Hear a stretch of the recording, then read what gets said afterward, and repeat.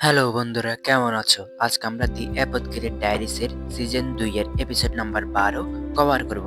এর আগের 11টা এপিসোড যারা দেখেনি, লিংক ডিসক্রিপশন বক্সে দেয়া আছে। তাহলে শুরু করা যাক। এই এপিসোডের নাম হলো মুন প্রিন্স।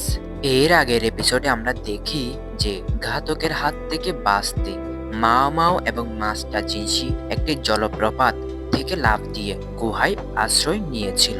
গুহায় ঠান্ডা থেকে বাঁচতে তারা একে অপরের ঘনিষ্ঠ হয়। এই সময় মা মাও ভুলবশত মাস্টার জিনশির স্পর্শকাতর অঙ্গে হাত দিয়ে দেয় এবং নিশ্চিত হয় যে মাস্টার জিনশি কোনো নপুংসক নয়, মানে ছেলেদের সিক্রেট পার্টে, বুঝতে তো পারছো। তখন মাস্টার জিনশি অস্বস্তি বোধ করায় তার পরিচয় এবং মনের কথা মা মাওকে বলতে শুরু করলে মা মাও তাকে মাঝপথে থামিয়ে দেয়, কারণ সে জানে যে রাজ পরিবারের গোপন তথ্য জানা তার প্রাণের জন্য ঝুঁকিপূর্ণ হতে পারে। তাই মা মাও চতুরতার সাথে দাবি করে যে সে আসলে একটি ব্যাঙ স্পর্শ করেছিল, কোনো সিক্রেট পার্ট নয়। এই এপিসোডটির নাম মূলত মাস্টার জিনশির প্রকৃত নামকে নির্দেশ করে। এটি নিশ্চিত হয় যে সে কেবল সম্রাট বা তার ভাইয়ের প্রতিনিধি নয়, বরং রাজকীয় রক্তধারার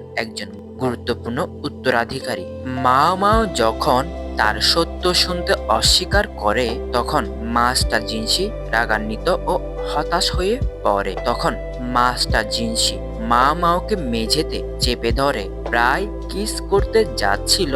ঠিক তখনই সেই মুহূর্তে তাদের উদ্ধারকারী দল পৌঁছে যাওয়ায় পরিস্থিতি বদলে যায়।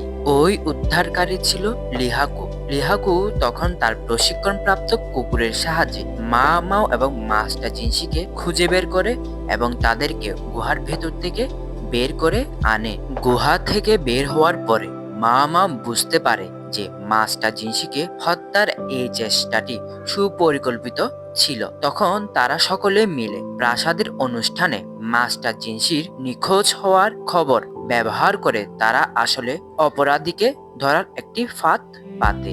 বাসেন এবং মা গ্লেনেট মাস্টার জিনশির নিরাপত্তা নিশ্চিত করতে গুরুত্বপূর্ণ ভূমিকা পালন করেছিল। এই এপিসোডের মাঝখানে মা মায়ের শৈশব এবং তার বেড়ে ওঠার পরিবেশের একটি প্রতিফলন দেখায়। গণিকাপল্লীতে বেড়ে ওঠার কারণে সে আবেগ প্রকাশে কিছুটা জড়তা অনুভব করে এবং নিজের জীবনের নিরাপত্তা নিশ্চিত করতে জটিল রাজকীয় রাজনীতি থেকে দূরে থাকতে চায়। এপিসোডের শেষের দিকে মাস্টার জিনশি মা মায়ের কাছে সরি বলার জন্য তার রুমের বাইরে এসে দাঁড়ায়, কারণ তখন মাস্টার জিনশি মা মাওয়ের অনেক ক্লোজ হয়ে গিয়েছিল, যার কারণে মা মাওকে সরি বলার সাপেক্ষে তার জন্য একটু ঔষধি ফল সহ নিয়ে আসে।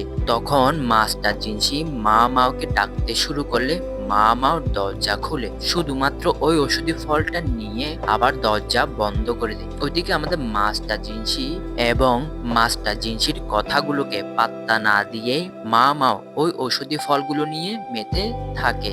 আর দরজার ওই পাশে আমাদের বেচারা মাস্টার জিনশি মা মাওকে ডাকতেই থাকে এবং বলে যে ওই অ্যাপথেকেরি, আমার কথা এখনো শেষ হয়নি, আমার কথা শোনো, দরজা খোলো। আর অন্যদিকে আমাদের মা মাও ওষুধি জ্ঞান ছাড়া আর কিছুই বোঝে না। আর এখানেই এপিসোডটির সমাপ্তি ঘটে।